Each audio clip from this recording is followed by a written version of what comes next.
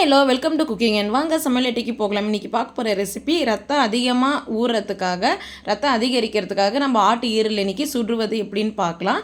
ஆட்டு ஈரலும் ஆட்டு மண்ணீரலும் எடுத்துருக்கேன். ஆட்டு ஈரலை வந்துட்டு நம்ம சுட்டு எடுத்துக்கலாம். ஆட்டு ஈரல் வாங்கிட்டு வந்துட்டு வாஷ் பண்ணி எடுத்துகிட்டு நல்லா சின்ன சின்னதாக கட் பண்ணி நேராக நம்ம திருப்புற குச்சியில் வந்துட்டு எல்லாமே சின்ன சின்னதாக ஆட் பண்ணிக்கலாம். அதுக்கப்புறம் திருப்பி நல்லா வேக வச்சுக்கலாம்.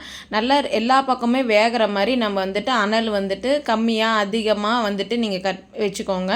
இப்போ அப்போ தான் நல்லா நம்மளுக்கு வெந்து வரும். இல்லை மேலே மட்டும் வெந்த மாதிரி இருக்கும், உள்ளே வேகாத மாதிரி இருக்கும்.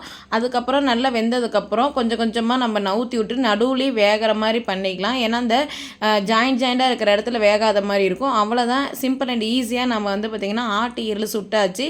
நல்லா ரத்தம் அதிகரிக்கிறதுக்கு நம்ம இதை அதிகம் யூஸ் பண்ணிக்குவோம். குழந்தைங்களுக்கும் இது கொடுக்கலாம். நல்லா டிஷ்யூ பேப்பரில் மேலே இருக்க கருப்பு எல்லாமே தொடச்சி எடுத்துகிட்டு சாப்பிட்டு பாருங்கள். சுவை சூப்பராக இருக்கும். இந்த மாதிரி ட்ரை பண்ணி பார்த்துட்டு கமெண்ட் சொல்லுங்கள். தேங்க்யூ.